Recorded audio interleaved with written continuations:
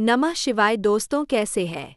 एकादशी के व्रत को अगर अपने इस नियम से रख लिया तो समझ लेना आपके व्रत और पूजा पाठ से प्रसन्न है। दोस्तों, वीडियो में आगे बढ़ने से पहले आपसे रिक्वेस्ट करते हैं, कमेंट में जय श्री कृष्णा जरूर लिख दे। एकादशी के दिन सबसे पहले तो आप चावल का दाना शंकर जी को चढ़ाते क्यों हैं? पहले तो यह समझ ले, बेलपत्र का महत्व तो आपको बार बार बताया जाता है कि बेलपत्र शिव जी को क्यों चढ़ाई जाती है। कहीं रोग के लिए, कहीं बीमारी के लिए, कहीं किस कार्य के लिए, कहीं कोई कार्य के लिए, कहीं कोई कार्य के लिए। लेकिन चावल का दाना अगर हम शंकर भगवान को चढ़ा रहे तो क्यों चढ़ा रहे, उसका कारण क्या है? चावल का दाना शिवजी को चढ़ाने का केवल एक कारण रहता है कि चावल को अक्षत कहते हैं। अक्षत का मतलब होता है जिसका कभी क्षय ना हो। गुरुदेव इस पर कहते हैं, जब हम भगवान शंकर को चावल का दाना चढ़ाते, जैसे बहुत ध्यान दीजिएगा, बहुत समझने वाली बात है। दोस्तों, कभी आपने इस बात पर ध्यान दिया कि आखिर चावल का दाना हमारे मस्तक पर तिलक करने के बाद पंडित जी क्यों लगाते हैं? क्योंकि भगवान जैसा समय आज चल रहा है, आप पूजन कर रहे हो, पाठ कर रहे हो, दान कर रहे हो, पुण्य कर रहे हो, सत्कर्म कर रहे हो, भजन कर रहे हो, यानी कि अभी तक आप जो भी कार्य कर रहे हो उसे मेरे महादेव ब्राह्मण मस्तक पर तिलक लगाने के बाद चावल इसलिए लगाता है कि जैसा समय आज चल रहा है, भगवान तुम्हारा ऐसा ही समय हमेशा बनाए रखे और तुम ऐसे ही चार चांद लगाते रहो, दान करते रहो, खूब तरक्की करो। इसीलिए मस्तक पर चावल का दाना लगाया जाता है। आगे गुरुदेव कहते हैं कि यदि किसी व्यक्ति की मौत हो जाती है तो मृत्यु के बाद जब तक पगड़ी नहीं होती तब तक माथे पर तिलक और चावल का दाना नहीं लगाया जाता है।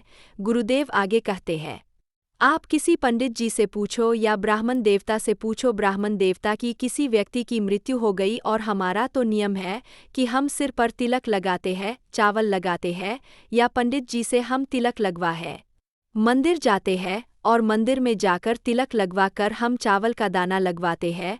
लेकिन इन दिनों में आखिर हम तिलक या चावल क्यों नहीं लगाते? उसका कारण क्या है?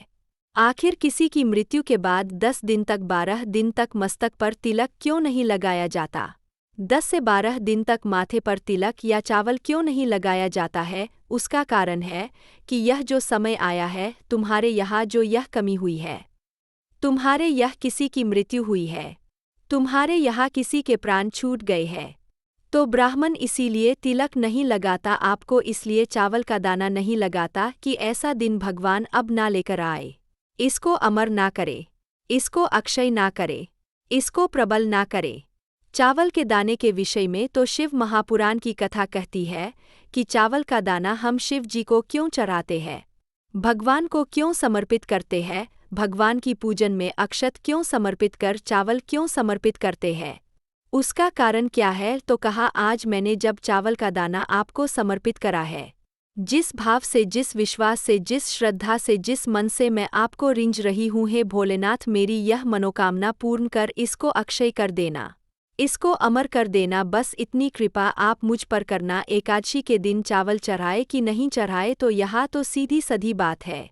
बीमारी देखकर थोड़ी ना आती है कि नवरात्रि चल रहे हैं, कि सावन का सोमवार चल रहा है, बीमारी तो बीमारी है।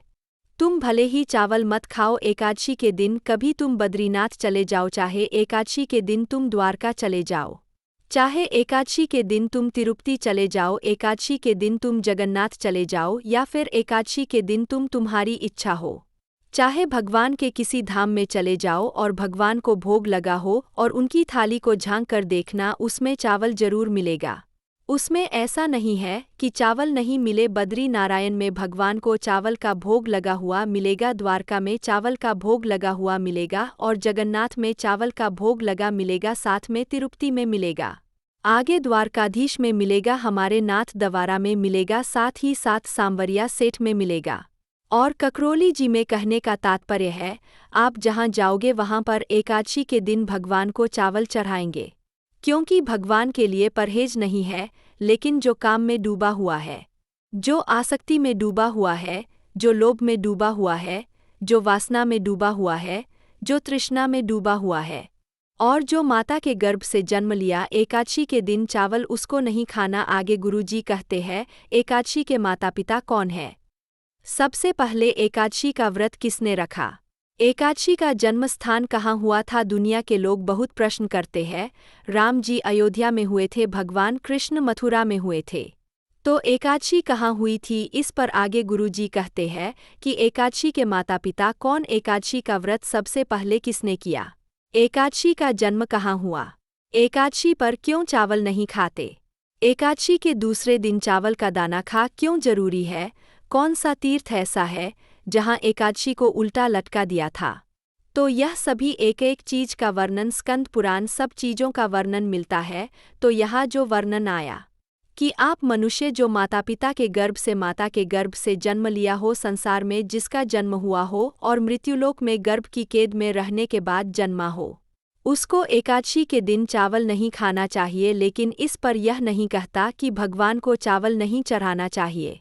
यह शास्त्र कहता है आप शिवजी को चाहे एकादशी हो, चाहे द्वादशी हो, चाहे प्रदोष हो, चाहे पूर्णिमा हो, चाहे अमावस्या हो, चावल का दाना आप भगवान शिव को समर्पित कर सकते हो। और ज्यादा नहीं, महादेव कभी यह नहीं कहते कि मुझे बहुत सारा चावल चढ़ाए। शिवपुराण की कथा में वर्णित है कि मात्र एक चावल का दाना भी जिस व्यक्ति ने एकादशी पर अर्पित कर दिया तो महादेव उस व्यक्ति को इतना देते हैं कि जिसकी उस व्यक्ति ने कभी कल्पना भी नहीं की होगी। तो जिन भी व्यक्तियों का प्रश्न रहता है कि एकादशी पर चावल चढ़ा सकते हैं या नहीं, एकादशी पर बिना संकोच किए हुए चावल चढ़ा सकते हो। दोस्तों वीडियो पसंद आई हो तो कमेंट में जय श्री कृष्णा जरूर लिखें।